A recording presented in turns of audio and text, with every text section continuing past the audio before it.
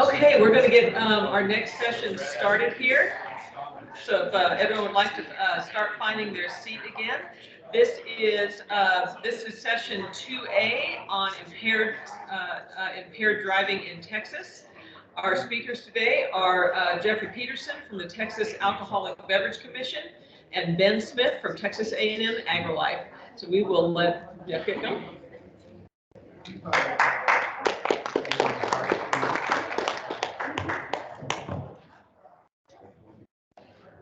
All right, good morning. How's everybody doing? Good. As she mentioned, my name is Jeff Peterson. I'm with the Texas Alcoholic Beverage Commission. I've been with the commission for just a little over 6 years, and actually in October I'll reach my the seventh year. So looking forward to that milestone. But also thank you guys for inviting Tabc to come and talk to you guys. We like to take advantage of every opportunity we get to tell you guys about what Tabc is doing to reduce the number of impaired driving incidents across the state of Texas. And so as many of you guys know, Tabc regulates the alcoholic beverage industry, just about every aspect of the alcoholic beverage industry, from the importation to the manufacturing, the distribution, and even the sale of alcohol. And to accomplish this task, we have a number of different divisions within the agency, including the enforcement division, which is the one I'm a part of. And so what I'd like to talk about all the different accomplishments we've been able to achieve collectively. I'm just going to talk about the state laws and the rules that basically the people in the service industry have to follow when it comes to serving alcohol. And before that, actually, I have the map of the state of Texas. This is basically our regional offices. You can see we are in Region 4. I actually work out of Region 5. And then we have agents that are assigned to the outpost offices that handle the surrounding counties in those areas. So when it comes to preventing sales and service of alcohol, we have quite a few state laws, but the ones I'm going to focus on are these two. The first one is the sale of alcohol. The first one is sale of alcohol to intoxicated customers. The first violation for selling alcohol to an intoxicated customer is a fine from $100, between $100 and $500, and up to 1 year in jail. On the administrative side, they can be fined, or they can be assessed a penalty of an 8 to 12-day suspension period from selling alcohol, or $300 per day.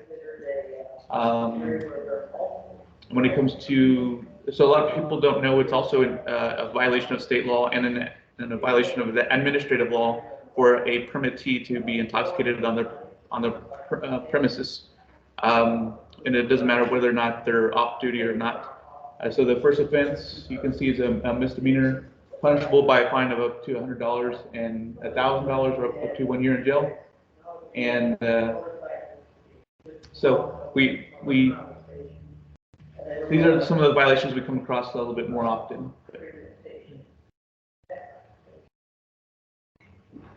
As far as the rules that they have to follow when it comes to serving, it is illegal to serve more than 2 drinks to a customer at a time.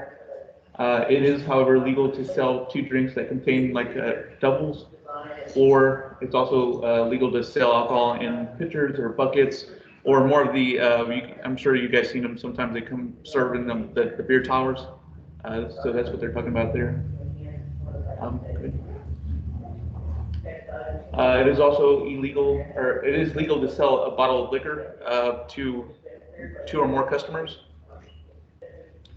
Some locations they will actually have a promotion. They'll say if you buy a bottle of liquor for you and your friends, you have access to the VIP section, and we'll provide the ice and the mixers. You can add to that. But it is important that they remember that they can't just give them the bottle and then forget about it. They have to continuously monitor those customers and make sure that they don't become intoxicated. We also provide education to these employees. We give them the basics about what to look for when they come to serving the customers. We remind them to really take their time when they're serving, because some of these bartenders, they get quite busy, and at the end of the day, they just end up just serving one customer after another without really evaluating where they are at the time. So it's important that they look out for the signs of, is this customer slurring their speech? Do they have red, watery eyes? Are they using the bar for support, for example? And then some recommendations that we also advise them to follow is do not serve oversized drinks, or oversized containers, after midnight. Do not sell shots or provide bottle service after 1 a.m. Do not announce last call. As far as announcing the last call, the last thing we want to have happen is they make that last call and then everybody rushes to the bar to order their last drinks for the night, and that just creates a problem for that bartender who's trying to keep up with everything. And then of course 2 a.m. make sure you turn on the lights so you can observe whether or not those customers are showing signs of intoxication. Then have a plan for those customers that when you do turn on the lights and you find 1 or 2 customers that might be showing signs, maybe offer them an Uber ride home is what we recommend.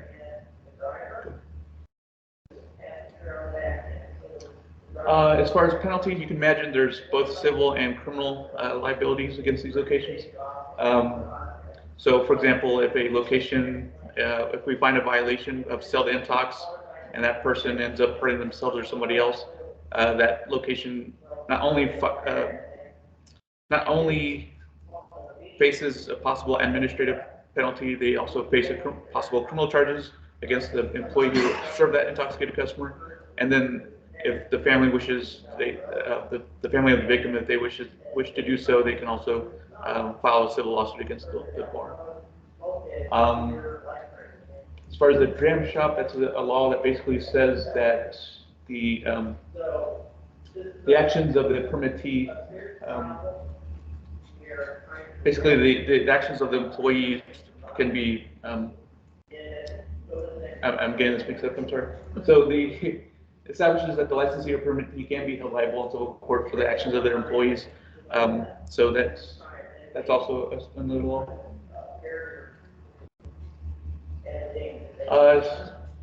We also remind them that they're on the front lines too when it comes to preventing overservice. We tell them that they can, by preventing the overservice of alcohol, they're protecting their business from serious consequences, like I just mentioned. And then remind the employees that they can refuse service at any time. There's only just a handful of locations that require their employees to get permission from one of their managers before they can cut someone off. It's a bad practice. I think it sets them up in a bad position, but it's really their policy that it's really up to them if they want to do that. That is a practice as it is. We have also safe harbor. Basically, it says that there will be no administrative penalties assessed if they meet certain criteria, and basically the criteria are that they have to have a list of policies and procedures. I'm sorry, that's the next slide. If they have these things in place, they'll qualify for safe harbor. The first one is going to be if they have the policies and procedures that their employees acknowledge and understand that they understand those rules dealing with the sale of alcohol to intoxicated customers. And the employers cannot directly encourage the employee to violate the law. And all employees have to be seller service certified at the time of the violation. Any new employees, they'll have 30-day grace period to get their permit, their certification. But this is basically put in place so it encourages the employees to get the bare minimum amount of education when it comes to serving alcohol to their customers. So that's the end of my presentation, but I'll also cover some information about our TRACE program. I don't know, have any of you guys heard about our TRACE unit? Not many. It's fairly new. TRACE basically stands for excuse me. It's an acronym and it stands for Texas Responsibility for Alcohol-Connected Emergencies. And it's basically an emergency notification process which provides a centralized intake for notification of the emergencies.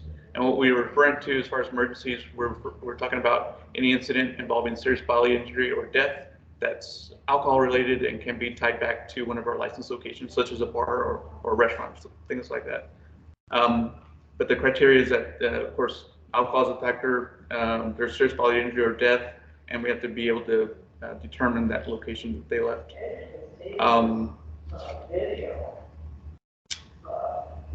So I won't touch too much in as far as the statistics.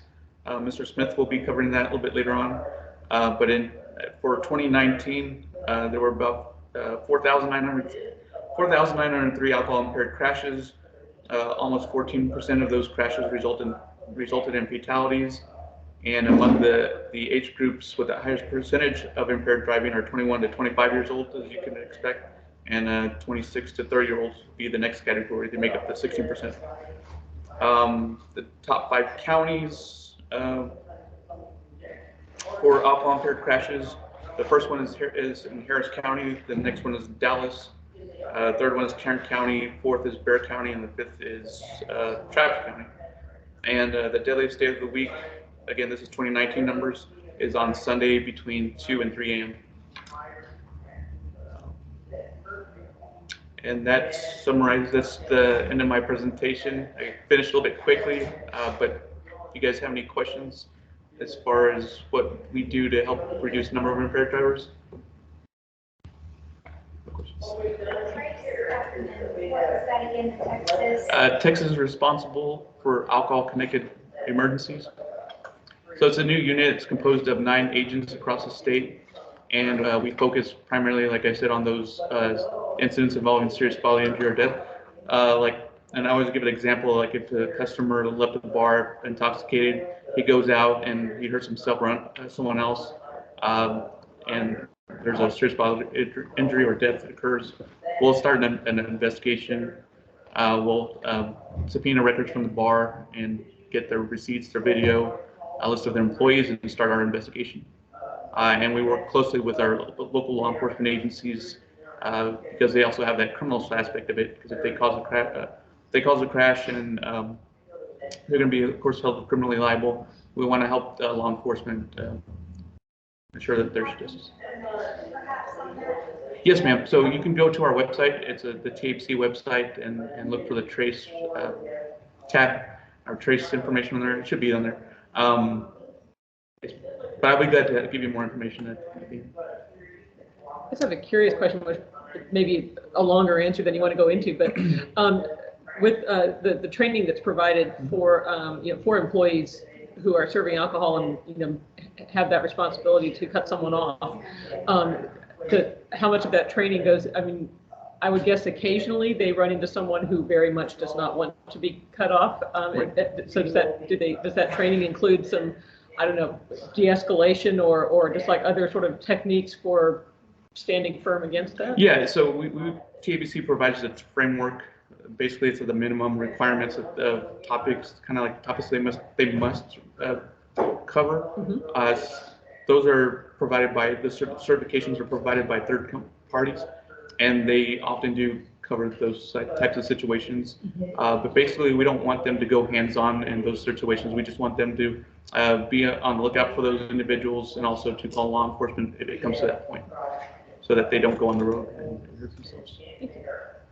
Yes, sir. Does TABC have any specialized training for like motorcyclists in general, as far as if you have a club that's attending a bar and there's like a hierarchy of the club where if you need to cut someone off, it would be good to notify the president of that club? Does TABC do any type of specialized training for those types of instances surrounding motorcyclists? Not specifically for motorcyclists. It's all our training is geared primarily toward the employees, but that is a good suggestion, and we can certainly forward that up because there are, of course, some areas toward motorcyclists. And yeah, and so I don't think it would be for every bar, right. But an optional training for bars that are frequented by.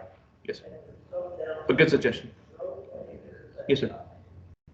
Just briefly, have you seen anything in your travels or establishments that use mitigate, something to mitigate someone leaving their bar,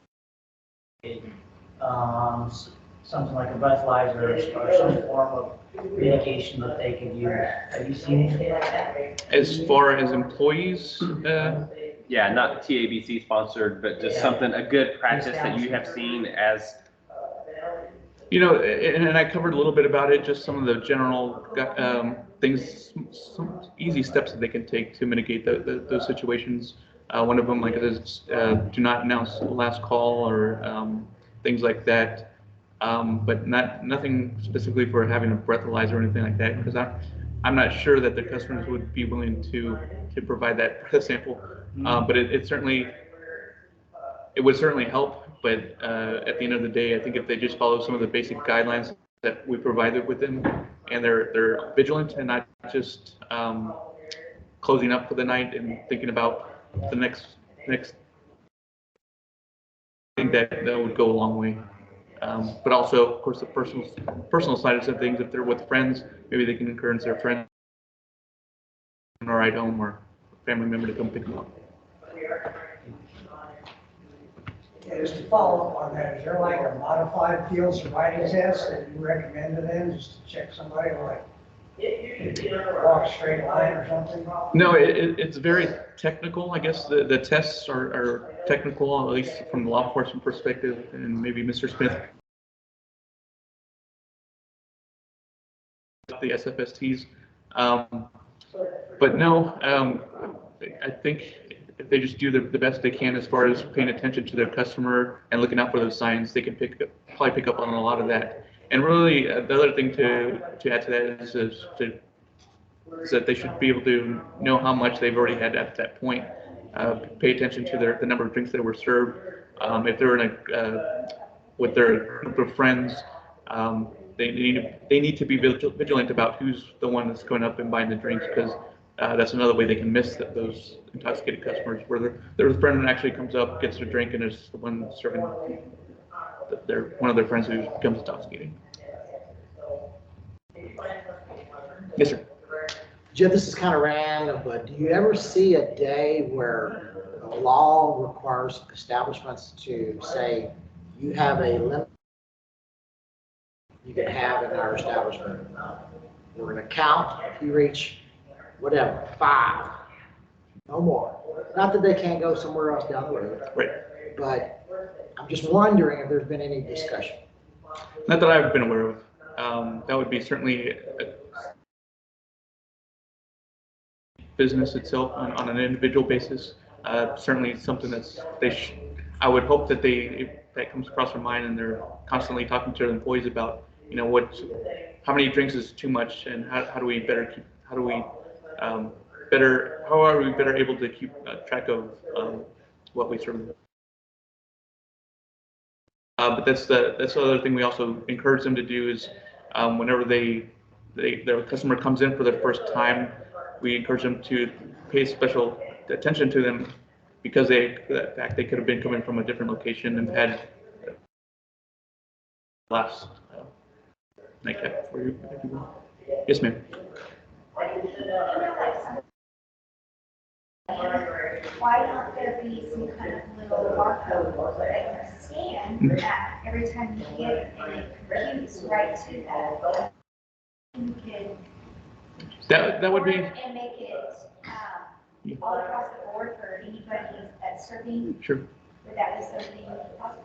Sure, that would be done on the state level. The state legislature would probably be the one to, if you want to make it a requirement, right?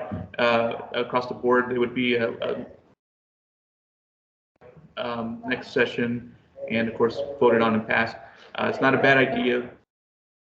I think most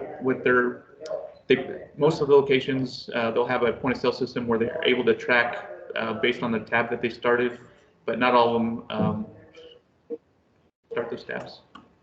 Some of them just close out right away. But it's a good suggestion, like I said. But if you were interested in seeing that statewide, and that requirement being statewide.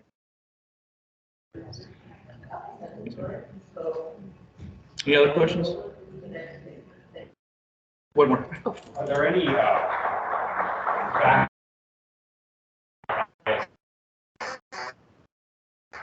incident rates, I believe, used for counties? I'm from Harris County, so I kind of work up and said that. Yeah. I work with Emergency Service District 11 in Harris County. Okay. So are there any like factors you see between those?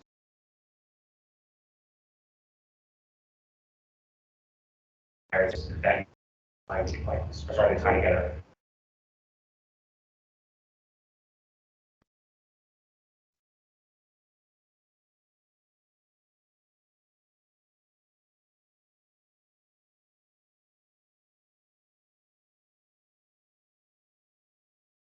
I don't know. I know they have a lot of after-hour bars.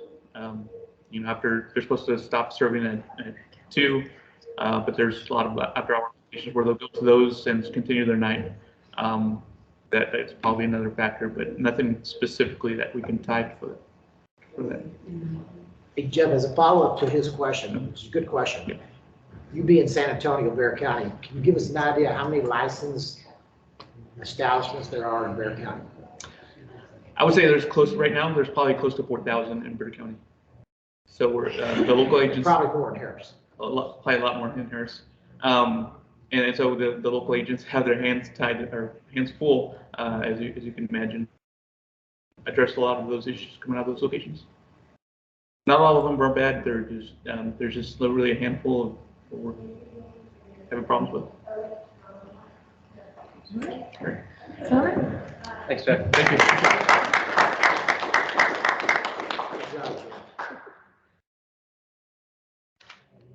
And I kind of already introduced him before, but we'll have Ben Smith come up and do his presentation. Thank you so much from Texas AgriLife.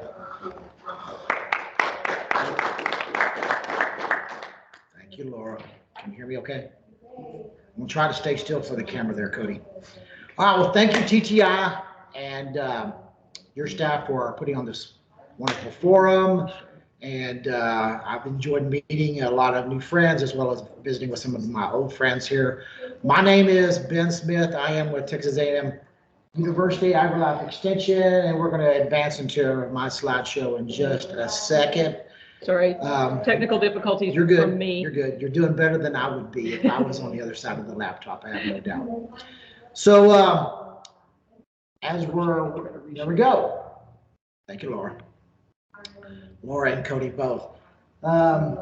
It's nice to be here in Kerrville, beautiful country and scenery, and visiting with you, very friendly people. I know you guys have a passion for motorcycling. If I may ask, I feel like the volume just went up. For a show of hands, how many are instructors or trainers in the motorcycle industry? Quite a few. Any dealerships, motorcycle dealerships represented here today? Just kind of curious. And I'm assuming everybody else is motorcyclists. Outstanding. I'm kind of between my rides right now.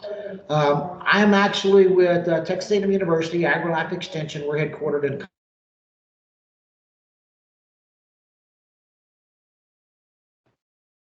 distracted driving, occupant protection. Ours is alcohol and drug education.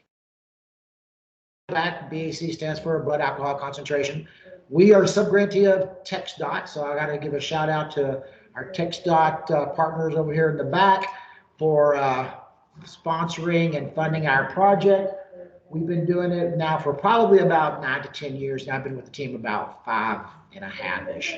My background, just to give you a little idea, I retired from a career in law enforcement with the city of Bryan some time ago, and after a brief retirement, I went to work with Mothers Against Drunk Driving, advocating for victims and survivors of impaired driving crashes. So I do have some perspective from those two sides, I guess you'd say. So, but I'm going to throw some data at you guys today, kind of like sticky balls, and hopefully some of these data balls will stick. Everybody learns differently, and hopefully you'll gather some. I definitely gathered some things from Mr. Ray earlier. Thank you very much for your presentation earlier, Ray. All right, Ms. Laura. I don't know if y'all can identify with any of these pics right here. We're going to be talking about impaired motorcycling. So we're going to talk a little bit about alcohol and impairing substances. And I'm going to be honest, I'm not here to preach. I also occasionally consume, I love a cold beer and a margarita every once in a while. I don't know if you guys do, but alcohol is not the only impairing substance that motorcyclists are using out there. And I know I'm kind of talking to the choir here with instructors and trainers, but we're all right. So the state of Texas, a lot of you guys probably see this, get on the TxDOT website every year and see what the new data is. But in 2020, they haven't posted the 21 data yet. 158 general motorists, car and motorcycles both, almost 1,000 people in Texas were killed from just alcohol-related crashes. That doesn't include all the drug-impaired crashes, but the ones they proved up through their toxicology reports, almost 1,000. And every year, you can see, Texas sadly leads the nation in impaired motorcycle and car crash fatalities. Every year. There's not even a close second. All right, so the 953, it breaks down this way. Who do you think gets killed the most in a DWI crash? Who do you think? Sir? The people riding on big bicycles. All right, so you're talking about motorcyclists. The 953, 608 motorists, the operator themselves. 608, which is more than half of 953, 58, right? That's generally the trend. Years ago, I always thought, I was told, a third of the fatalities are the motorists, a third are passengers, and a third are the other guy. But actually in Texas, it's over half the actual operator that is impaired, killing themselves, if you will. And obviously there's a portion that are going to be a rider, passenger with the intoxicated operator, and then there's going to be the others that are not in that motorist vehicle. All right, so what I want to point out in this slide are that of the 608, 176 tested positive through DPS toxicology for alcohol and drugs. 176. And you'll see from the pie chart what percentage of our impaired motorists does that make up? 176 out of 608, about 29%. Now that's a huge, may I say, disproportionate size for impaired motorcycle fatalities when you look at the big picture of impaired motorists in general. Now, how many here know the percentage of registered vehicles in our country that are motorcycles? Yeah, I think it's about 3% last I checked, 3 to 4%. Texas may be right around there, maybe a little higher. Now, let me throw another data point to you. Of all the vehicle miles traveled, how many of them are motorcycle vehicle miles? Less than 1%. And yet 29% of the fatalities are motorcyclists. Can we all agree that's kind of a disproportionately large number? Did you know that of all the groups, passenger vehicles, light trucks, and then motorcyclists, look at the percentages of the fatalities within each group. Motorcyclists have a very large percentage, 29% of the motorcyclist fatalities are impairment related. Whereas in the passenger vehicles, only 20% of the passenger vehicle crashes that are investigated, only 20% were deemed to be impairment.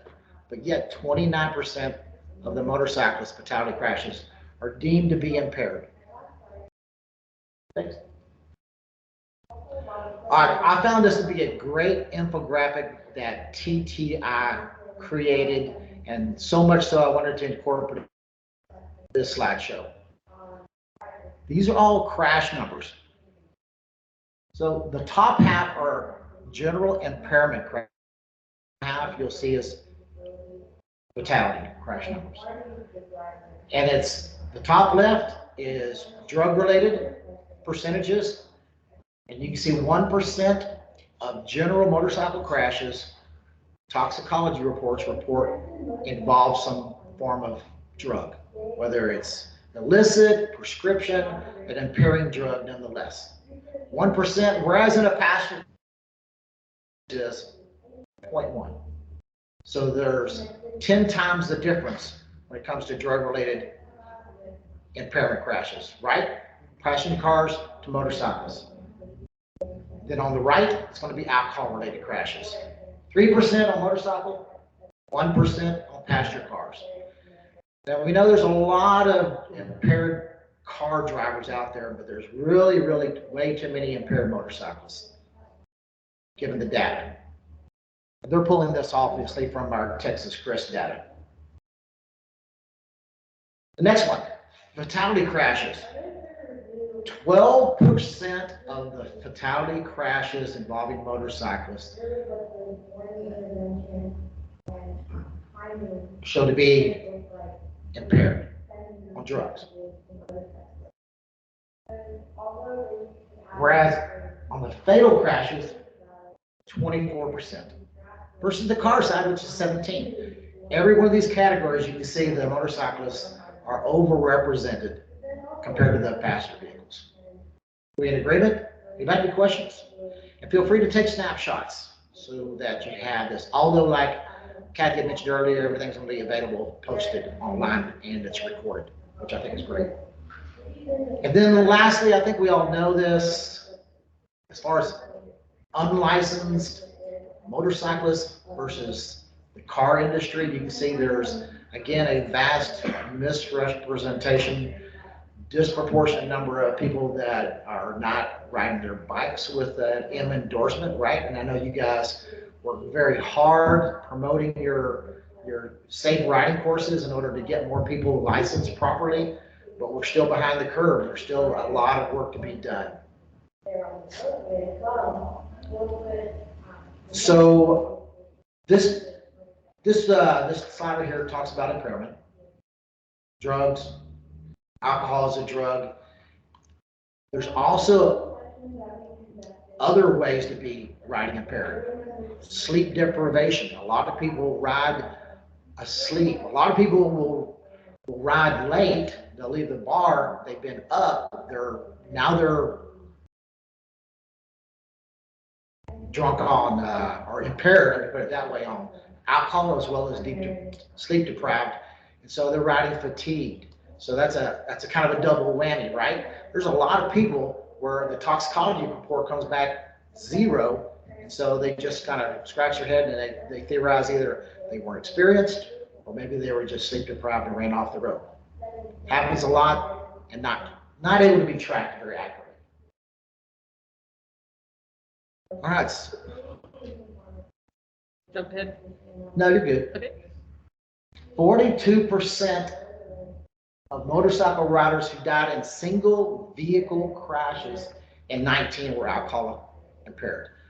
42% of single vehicle crashes, just to let that resonate, were impaired.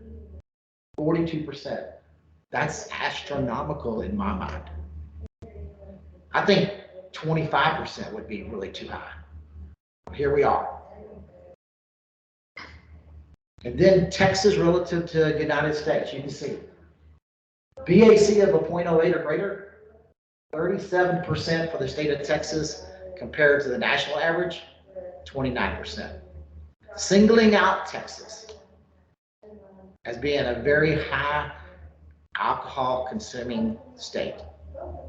I don't know where it is in your jurisdiction.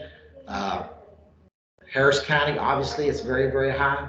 Any of your metroplex areas are going to have high crash numbers that are impairment related. I know we have a lot of instructors. I know we have some rider code. Any rider captains and such here in the group? Club leaders, riding club leaders, very nice. And I know that I'm going to assume here about a part of a riding club. Do most riding clubs have rules associated with consumption? Nod of heads, yes. Do most, now some, I apologize for putting you on the spot, do most clubs have some sanctions associated with alcohol consumption? I'm just kind of curious. How do you mean sanctions? Some consequences if there's non-compliance. Yeah, very nice. We do not, because we'd rather have you call yourself out or somebody call them out and make it a non-painful event. Sure. And it's less traumatic, embarrassing, and whatnot. Yeah. Kind of keeps them in better standing. Be whisked off to the support vehicle and their bike ends up on the trailer. Yeah, you come with me. Yeah, yeah, that's admirable. Sure. Yeah, and I don't know if most of them, if they have rules, whether they do have some teeth into the rules for those. I know you guys as captains, leaders, show yourself as role models for, you know, particularly the new guys in the club to actually watch. So so you can mentor them in order to keep them, I guess, on the straight path. Yeah. TxDOT or DPS doesn't track crash data such as how many of these crash individuals were club members, how many of them had motorcycle training classes. That's not something that law enforcement is obviously trained to do. It would be way too cumbersome for them to actually include in reports. But it would be very interesting to see. I would expect a lot of these crashes, most of them, in fact, it's just my guess, to tell me whether I'm close or not, are probably non-club members. Most. A lot of them probably don't even have any formal motorcycle training, like your MSF training, would be my guess. Mr. Ray, what would you guess? Very low. A lot of them may be inexperienced riders, in fact. And then we all know that riding requires considerably more skill, coordination than operating a four-wheel vehicle. And we all know that it's already a dangerous task to begin with, sober. Let's face it, riding is really for the sober people, not for those that have been drinking. But throw in some inexperience with all those factors, and it's just kind of a recipe for disaster. And listen, when we show 958 were killed, 482 in 2020, and Letty, because I was paying attention, she mentioned 521 motorcyclists last year. The last few years, we've been going up as far as general motorcycle fatalities. I suspect the impairment side probably went up in 21 as well. Law enforcement can't catch everybody that's operating impaired, right? Many nights, law enforcement's sadly outnumbered.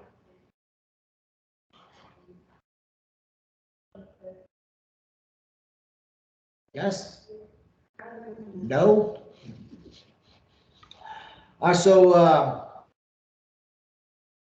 Earlier, I think some designated drivers. I want to encourage you guys to think, plan ahead, visit with your clubs. If somebody is consuming, obviously the smart thing would be to have a designated driver, but there's some logistical problems with a motorcycle community, right?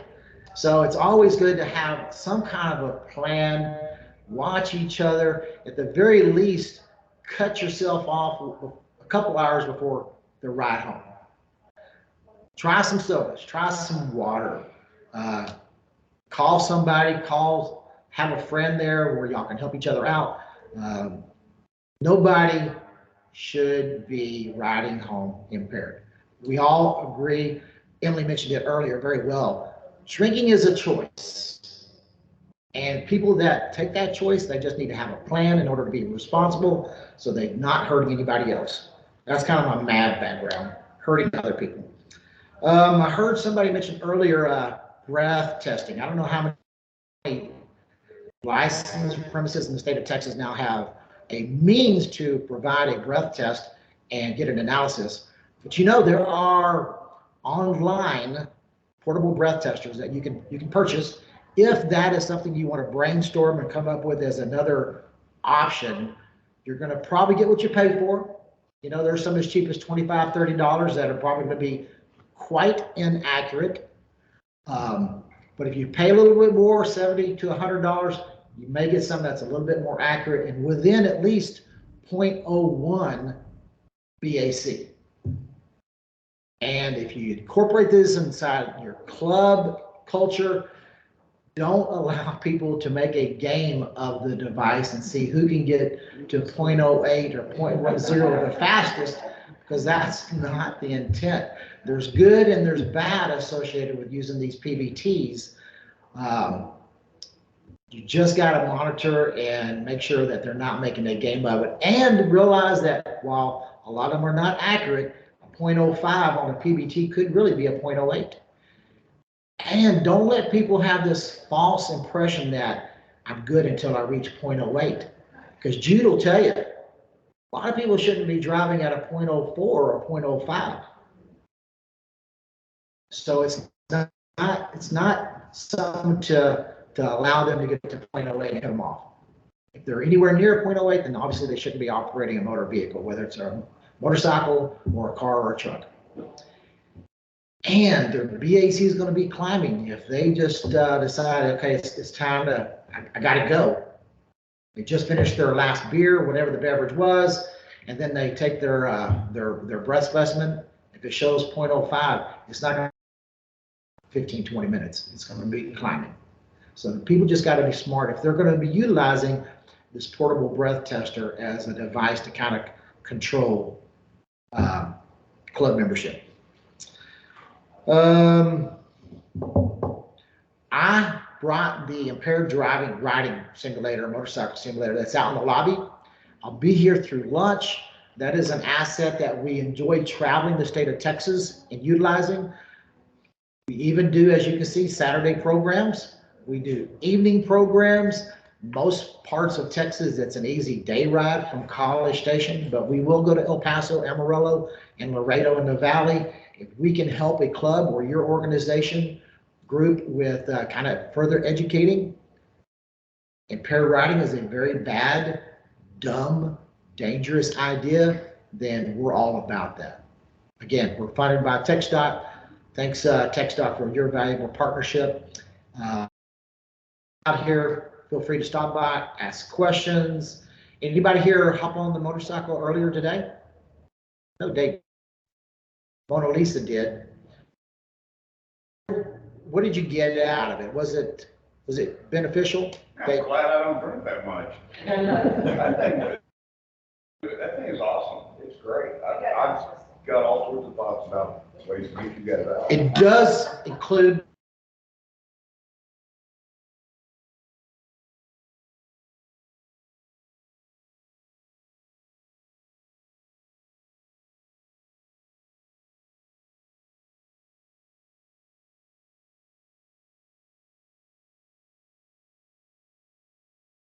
just to answer those questions. Any questions about data? I'm hoping that any of the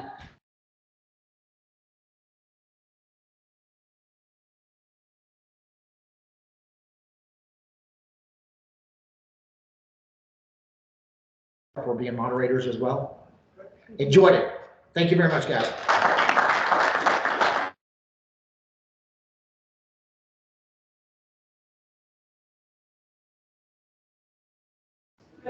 Available if you'd like to do it that way. You can use the QR code in the back of your program. We really appreciate when you all do our session survey.